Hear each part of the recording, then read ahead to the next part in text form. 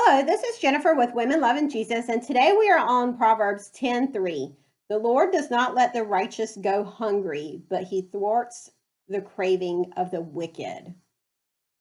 When we look at this verse, we can look at this verse in two different ways. Some people take and interpret this verse just as a spiritual sense. The Lord is not going to let you go hungry spiritually. And then obviously there's the physical sense of the Lord's not going to let you starve either. I definitely 100% agree with the idea that the righteous will not starve spiritually. They will have the word of God and prayer that will feed their soul, and they will not starve. Whereas the wicked who do not follow after righteousness may feel empty and starved for his righteousness. And I believe that can happen. Now, with the food aspect, as I was praying about it, a couple of things came to mind.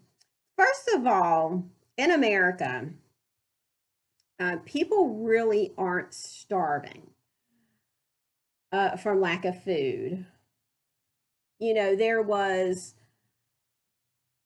you can only go so many days without water, but there's debates that I've seen, and I'm not a medical doctor, so I don't know, 20 to 30 days without food. I mean, no food in your system at all, nothing to nourish you.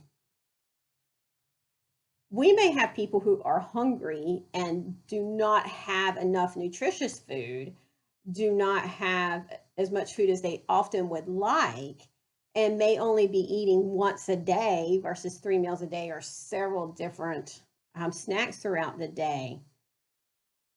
But there's a lot of grocery stores, there's a lot of different programs, and there's ways. And so I'm not seeing, I have worked in programs that have worked with poverty-stricken people who really don't have income. And even with that, I have not seen people going like 15 days without food because you can't afford it.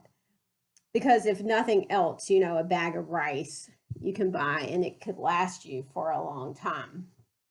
Whereas in other countries, if there's truly a famine, where, I mean, we're talking about there's no, but you know, back in there wasn't even a grocery store. It wasn't, there was famine.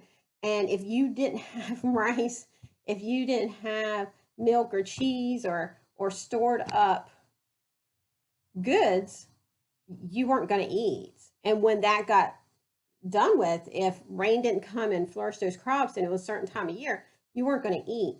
And when we look at the Bible, what we've seen is God really is feeding people several times. We know the parable of feeding the 5,000. We see it in the story of also some widows that he helped feed.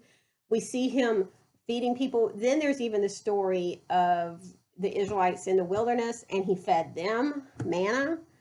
He made sure his whole people moved to Egypt to avoid the famine in the land so that they could survive. So I also see this consistency in the Bible that he did physically feed people. So I'm leaning more toward that he may not feed you what you want. It may even get boring, like in the wilderness, you're eating manna and they did complain, and then you had quail and you got tired of quail.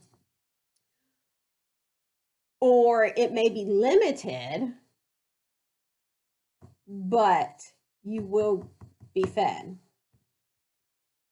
You'll be fed spiritually and physically because of the themes that are in the Bible. So I pray today that the word of the Lord has encouraged you with the Spirit, and I thank you for watching.